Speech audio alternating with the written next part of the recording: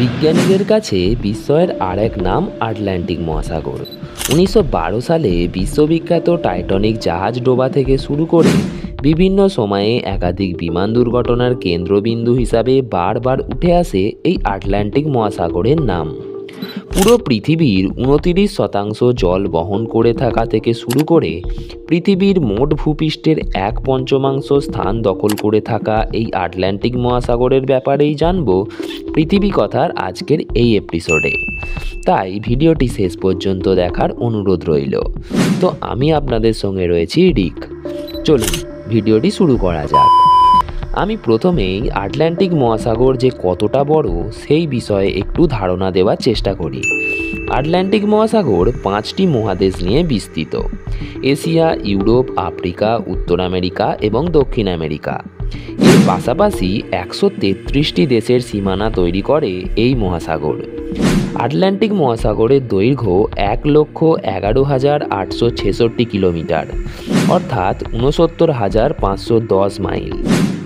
যদি আমরা এর গভীরতার কথা বলি তাহলে এর গড় গভীরতা 3,646 মিটার এবং সর্বোচ্চ গভীরতা 8,376 মিটার, প্রায় মাউন্ট এভারেস্টের কাছাকাছি।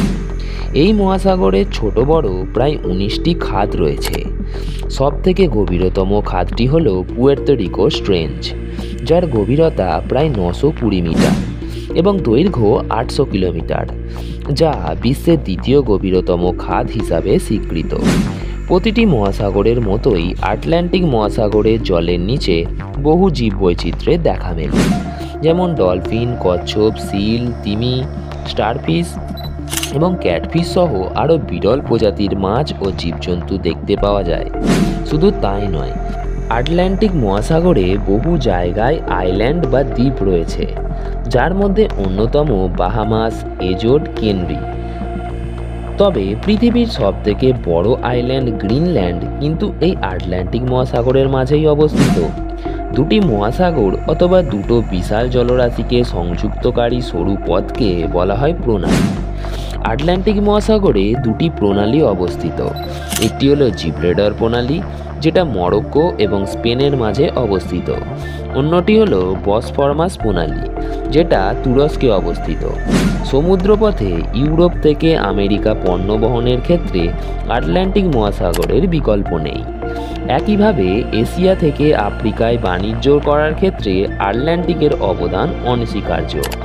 এবং এই মহাসাগরের তীরে রয়েছে পৃথিবীর বিখ্যাত কিছু শহর, যেমন ইউএসের মায়ামি, ব্রাজিলের সাও পাওলো, সাউথ আফ্রিকার কেপটাউন, ইউকের লন্ডন, আইসল্যান্ডের রিকজাভিক শহর। এছাড়াও আরও ছোট বড় শহর রয়েছে আটলান্টিকের তীরে। প্রশান্ত মহাসাগরের মতোই আটলান্টিক মহাসাগরেও বিশাল বিশাল ঢেউ সৃষ্টি হয়। এই ঢেউগুলো প্রায় 50 ফুটেরও বেশি উচ্চতায় উঠতে দেখা যায় এবং পৃথিবীর অনেক প্রধান প্রধান নদীর জলধারা এই আটলান্টিক মহাসাগরে এসে মিশেছে, যেমন মিসিসিপি, নাইজার, আমাজন, কঙ্গো, রাইন। এই নদীগুলো আটলান্টিক মহাসাগরেই পতিত হয়।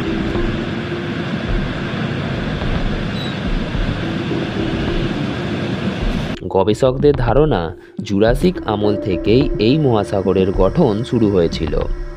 1980 থেকে 82 সালের মধ্যে ইউরোপীয় অভিযাত্রী এরিক দ্য রেড সর্বপ্রথম জাহাজের সাহায্যে এই মহাসাগর পাড়ি দিয়েছিলেন বলে মনে করা হয়। আর 1992 সালে ক্রিস্টোফার কলম্বাস আটলান্টিক পাড়ি দিয়েছিলেন, আমেরিকা মহাদেশ আবিষ্কার করেছিলেন। এই তথ্য প্রায় সকলেরই জানা। 1919 সালে সর্বপ্রথম আকাশপথে বিমান নিয়ে পাড়ি দেওয়া হয় আটলান্টিক মহাসাগরে। জন একক এবং আর্থার ব্রাউন নামে দুজন বিমান নিয়ে আটলান্টিক মহাসাগরের ওপর পাড়ি দিয়ে কানাডা থেকে আয়ারল্যান্ডে পৌঁছেছিলেন। আপনাদের আগেই বলেছিলাম যে আটলান্টিকের সবথেকে বড় দ্বীপ হলো গ্রিনল্যান্ড, যার আয়তন প্রায় বাংলাদেশের থেকে 15 গুণ বড়। আপনারা জানেন যে ভ্রমণজয়ী কালজয়ী নেপোলিয়ন বোনাপার্টকে আটলান্টিক মহাসাগরে সেন্ট হেলেনা দ্বীপে নির্বাসনে পাঠানো হয়েছিল। বাহামা, বার্বাডোস, কেরুন, ফেরি ইত্যাদির মতো দ্বীপ ছাড়াও আরও অসংখ্য দ্বীপ ছড়িয়ে ছিটিয়ে রয়েছে আটলান্টিক মহাসাগরে। তবে পৃথিবীর আরও সমস্ত মহাসাগরের মধ্যে আটলান্টিক মহাসাগরের জলের লবণতার পরিমাণ সবথেকে বেশি। অক্ষাংশগত এবং জলবায়ুগত তারতম্যের জন্য জলের লবণতা 3.3 থেকে 3.9% পর্যন্ত হয়। প্রত্যেকটি মহাসাগরের মতোই এই মহাসাগরের জলের নিচে রয়েছে জলজ জীববৈচিত্র্য, যেখানে রয়েছে কোরাল, স্পঞ্জের মতো বিভিন্ন বিচিত্র প্রাণী। আটলান্টাস নামক একটি প্রকল্পের অধীনে ব্রিটিশ বিজ্ঞানীদের নেতৃত্বে এই মহাসাগরের রহস্য উন্মোচনের চেষ্টা চলছে। তার সঙ্গে কাজ করছে উত্তর আমেরিকা ও ইউরোপের আরও 24টি প্রতিষ্ঠান।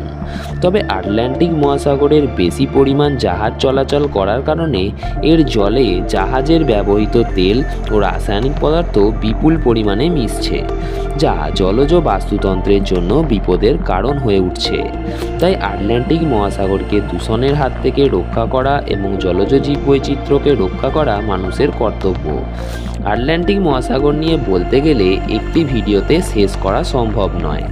তাই এই ভিডিওটি আপনার কেমন লাগলো তা অবশ্যই কমেন্ট করে জানান, এবং আরও এই রকম ভিডিও পেতে আমাদের চ্যানেলটিকে সাবস্ক্রাইব করে আমাদের সঙ্গে থাকুন এবং মূল্যবান কমেন্টটি করে যেতে ভুলবেন না।